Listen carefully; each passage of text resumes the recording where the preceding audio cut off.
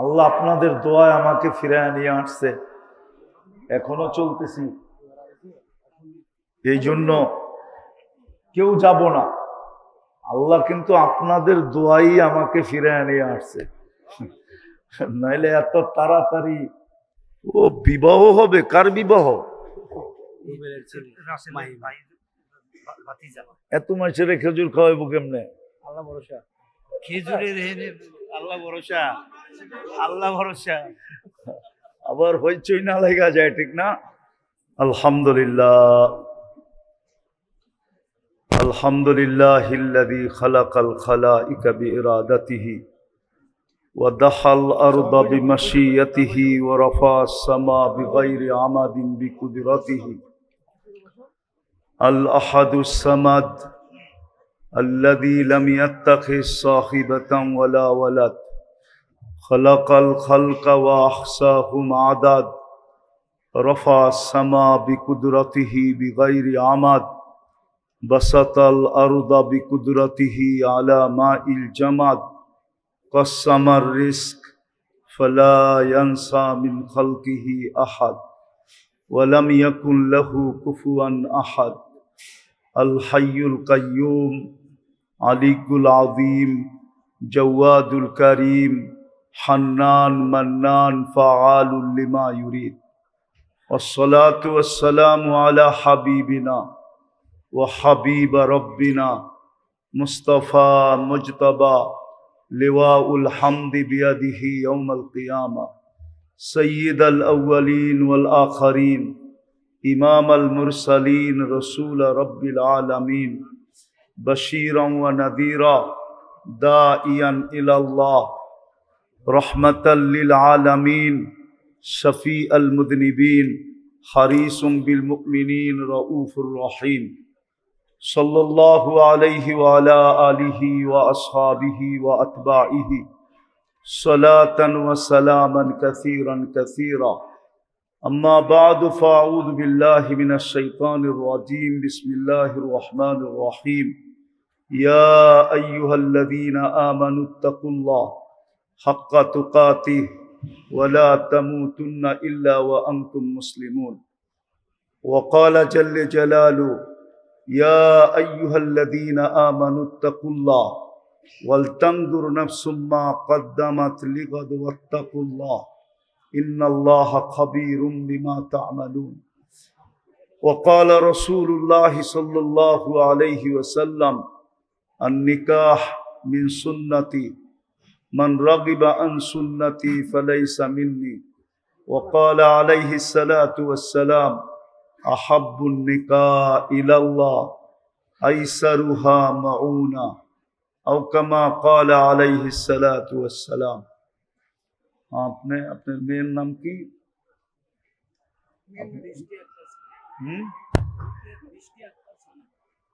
আপনি বলেন বৃষ্টি আক্তার আমার মেয়ে বৃষ্টি আক্তার সানাকে এর দিকে তাকায় বলেন 2 লক্ষ টাকা মহরানা ধার্য করিয়া আপনার বিবাহে দিলাম এদিকে বলেন তুমি বলো আমি কবুল করিলাম বারাকাল্লাহু লানা ওয়া লাকুম ওয়া জামা ফীমা বাইনাকুম বিল খাইর ইনশাআল্লাহ মাওলানা কথা বলবে তারপরে ইনশাআল্লাহ দোয়া হবে কেউ আমরা উঠবো না বাদামতলির পরিচয় দিব এমন না যে আপনারা আমি উঠা গেলাম আর উঠতে শুরু করলেন এমন যেন না হয় সবাই ইনশাআল্লাহ বয়ান শেষ করব দোয়া করে তারপরে উঠবো ইনশাআল্লাহ দাও না ওদিকে দাও না আমার কাছে নিয়ে আসো আমার কাছে মার মার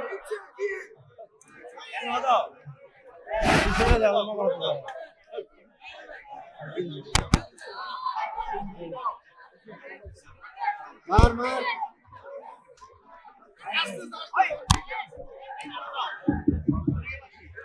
সম্মানিত হাজিরিন, সম্মানিত প্রিয় উপস্থিতি, মাহফিলের সৌন্দর্য শৃঙ্খলা আমরা সকলে বজায় রাখবো। মাহফিলের সৌন্দর্য শৃঙ্খলা আমরা সকলে বজায় রাখবো, সকলে খুশি।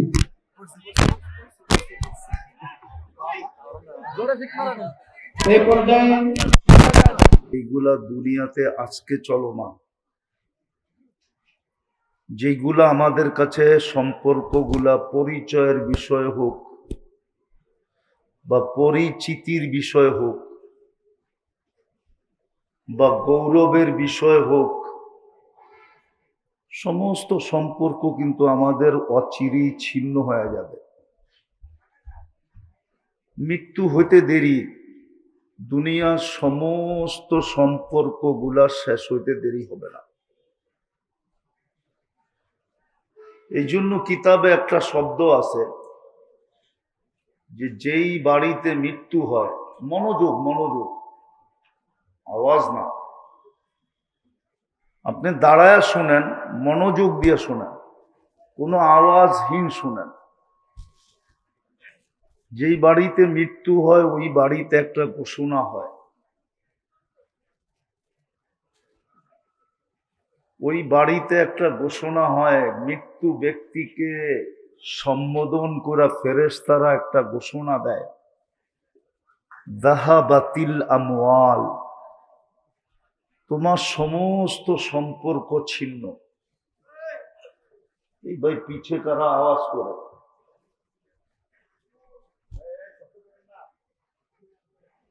ফেরেশতা ঘোষণা দেয় তোমার সমস্ত সম্পর্ক ছিন্ন, শুধু কিছু সম্পর্ক তোমার সাথে থাকবে, আর সব ছিন্ন। যাহাবাতিল আমওয়াল, বাকিয়াতিল আমাল, আমলের সম্পর্ক তোমার সাথে থাকবে, আর বাকি সব সম্পর্ক ছিন্ন। যত সম্পর্ক নিয়ে আজকে আমরা গৌরব করি বা ভিজিটিং কার্ড লেখি বা পরিচয় দেই বা পরিচিত হই, সব কিন্তু ছিন্ন হয়ে যাবে। শুধু আমলের সম্পর্ক আমাদের সাথে থাকবে। তারপরে ফেরেশতা বলবে ইনকানা ফা খায়রা, ইনকানা খায়রা ফা খায়রা, যদি ভালো হয় তো খুব ভালো তুমি দেখবে। যদিও আমার শরীর অনুমতি দেয় না, ডাক্তারও অনুমতি দেয় না যে আমি কথা বলি, আল্লাহ আল্লাহ রসুলের কথা দেখা বলতেছি, এছাড়া আর বলবো কি, দুনিয়াতে বলার তো কিছু নাই। তো ফেরেশতা বলবে ইনকানা খায়রা ফা খায়রা, ভালো হলে খুব ভালো তুমি দেখবে। ইনকানা শাররা ফা শাররা, আর যদি খারাপ হয় তাহলে দুনিয়াতে আর তুমি কি খারাপ দেখছো, একটু পরে দেখবে তুমি খারাপ কাকে বলে, কত প্রকার এবং কি কি। আর বাস্তবিক সত্য এটাই, আখেরাতের খারাপের চেয়ে কোনো খারাপ নাই, আর আখেরাতের চেয়ে ভালোর চেয়েও কোনো ভালো নাই। দুনিয়াটা তৈরি তো মাটি দিয়া, এইখানে যত উন্নত জিনিসই বানাক না কেন ওটা মাটি দিয়েই বানাইতে হবে। কেননা দুনিয়া শুনি আমি না তোরা, দুনিয়াটা আল্লাহ বানাইছেনি মাটি দিয়া, এটা সবকিছু মাটির থেকে তৈরি। বিদায় যতই সুন্দর বানাক, যতই উন্নত বানাক, কিন্তু পদার্থ হবে মাটি, আর আখেরাতটা মাটির না। তো যেটা আমি বুঝাইতেছিলাম যে অচিরেই কিন্তু আমাকে সম্পর্কগুলা শেষ হয়ে যাবে। কিছু সম্পর্ক আমাদের সাথে থাকবে,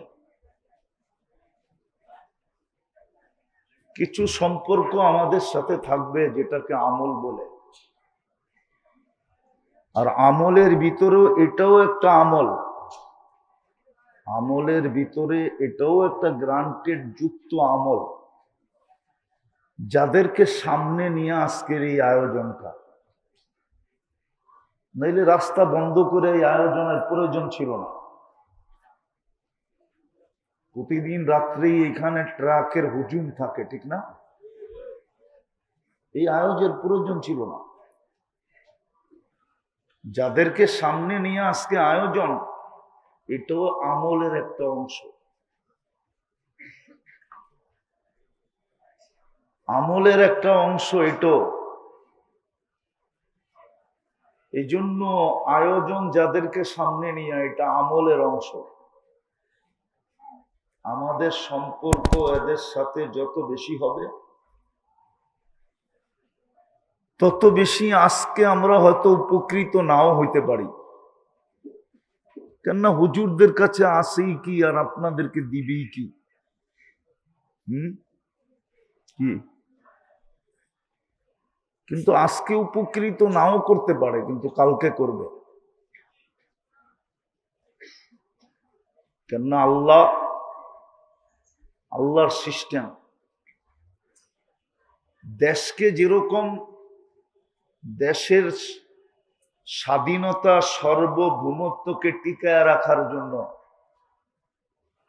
যেরকম 3 বাহিনী, 4 বাহিনী, 5 বাহিনী দেশের পক্ষ থেকে যেরকম নির্বাচিত হয়, যারা দেশের সীমান্তকে সুরক্ষা করে, স্বাধীনতা সার্বভৌমত্বকে সুরক্ষা দেয়, যেরকম সরকারের পক্ষ থেকে বাহিনী নিযুক্ত, ঠিক দিনকে টিকায় রাখার জন্য আল্লাহর পক্ষ থেকে 4 বাহিনী নিযুক্ত। ওই 4 বাহিনীকে সামনে রেখেই আজকের এই আয়োজন। এই 4 বাহিনীর সাথে যদি আপনার সম্পর্ক হয়, যেমন ছেলে যত বড় প্রশাসনিক অফিসার হয়, মা বাবা তত বেশি গৌরব বোধ করে, ঠিক না?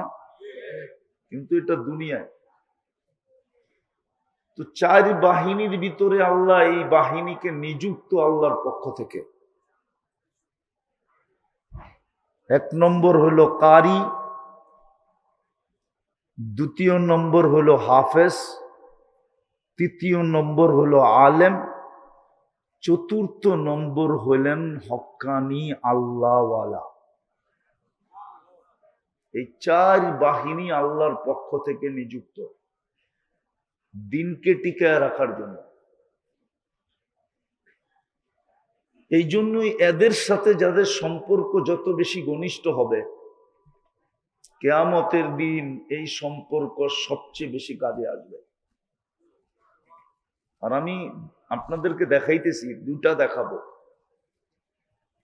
এই জন্য এক একজন হাফেজ 10 জন করে জান্নাতে নিয়ে যাবে। এরকম 10 জনকে নিয়ে যাবে যাদের জন্য জাহান্নাম অবধারিত ছিল। আর এক একজন আলেম 400 জনকে নিয়ে যাবে। কত? এটা গ্রান্টেড। এই জন্য আমি আপনাদের কাছে অনুরোধ করব, আয়োজনটা কিন্তু ওদেরকে নিয়েই। এই মাদ্রাসার হাফেজ ছাত্রদেরকে পাগড়ি দেওয়া উপলক্ষে আমরা তো ছোট একটা পাগড়ি দিব, হয়তো দেওয়া হয়েও গেছে মনে হয়। ছোট একটা পাগড়ি দিব আমরা, কিন্তু আল্লাহ কিয়ামতের দিন এদেরকে কি দিবে ওটা হলো দেখার বিষয়। যদিও বলা হয়েছিল কিন্তু মানা হয় নাই। এই জন্য কিতাবে আমাদের বড়রা শীর্ষস্থানীয় প্রথম সারির উলামা একরাম, সাহাবা একরামের যুগ থেকে আজ পর্যন্ত এই কথাটা চলে আসতেছে, কিন্তু আমরা এটা গুরুত্ব দেই নাই বা মানি নাই। ছিল প্রত্যেক ঘরে কমসে কম একজন হাফেজ হওয়া উচিত ছিল। প্রত্যেক ঘরে, প্রত্যেক ফ্যামিলির ভিতরে একজন হাফেজ তৈরি করা উচিত ছিল। এই কথা ভাইবা যে সে 10 জনকে নিয়ে যাবে। আর এরকম কোনো ঘর নাই যেই ঘরে মা বাবা সহ 10 জন সন্তান 8 জন সন্তান, মা বাবা 2 জন, 10 জন, এরকম ঘর বাংলাদেশে নাই বললেই চলে। আছে নাকি? 8 জন সন্তান। এইখানে যারা বসা আছে একজনে বলুক না যে আমার 8 জন সন্তান আছে। একজন আছে বলে, ওনারে 800 কইলে 800 কয়া ফেলতে পারে যে আমার 800 আছে। তাবলিগওয়ালা তো খুব চালাক, মিলায়া জুলায়া কয়া লাইব। কিন্তু 8 জন সন্তান এরকম, ওই একজন পাওয়া গেল, আর কারো পাওয়া কঠিন। এই যুগে নাই। উচিত ছিল একজন ছেলেকে হাফেজ বানানো। পুরো ফ্যামিলির ভিতরে উচিত ছিল একজনকে আলেম বানানো।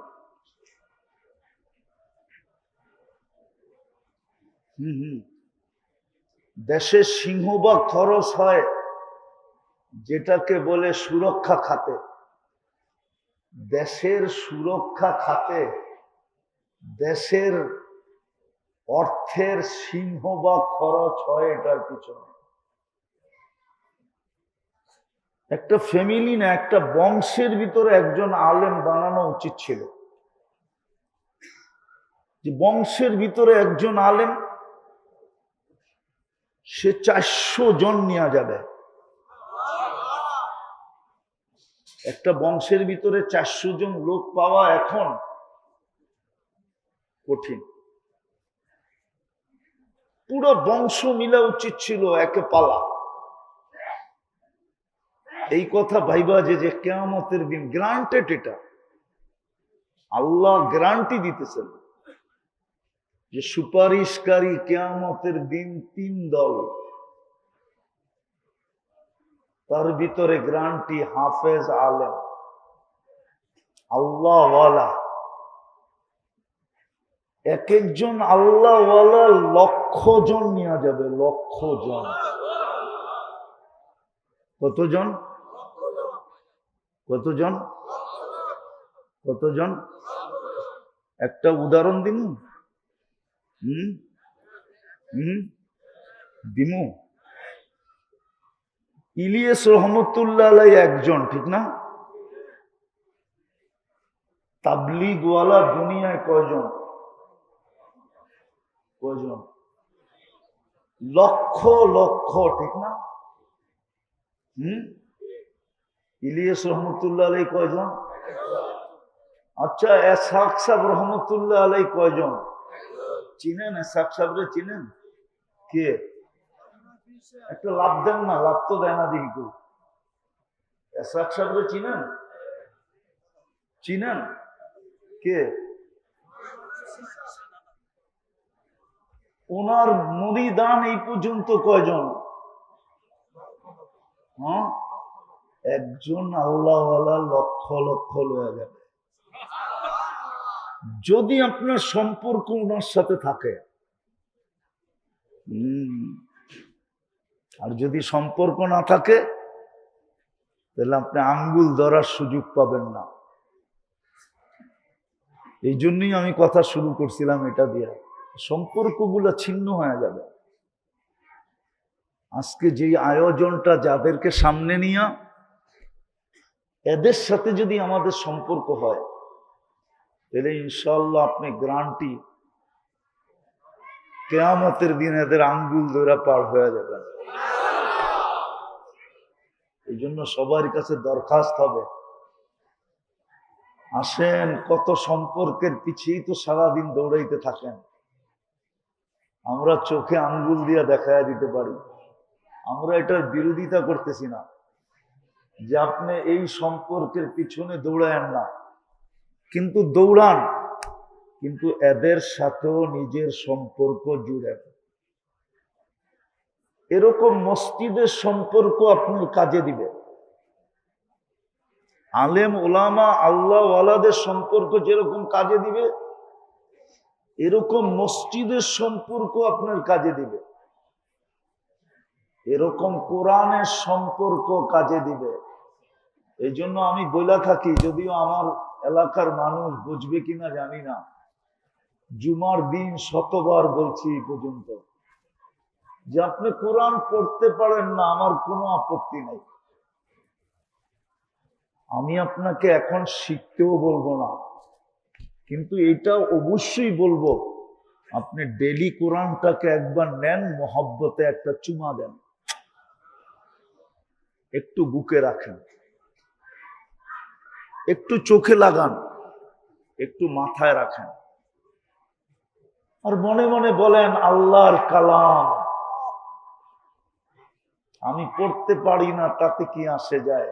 সম্মান তো করতে পারি, মহব্বত তো করতে পারি, ভালো তো বাসতে পারি, ভক্তি তো করতে পারি, শ্রদ্ধা তো করতে পারি, সম্মান তো প্রদর্শন করতে পারি।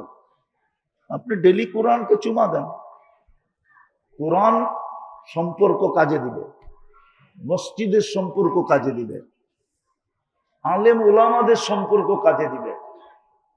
এরকম ওলামাদের থেকে শিখেন যে কালকে আমার কোন সম্পর্কগুলা কাজে দিবে।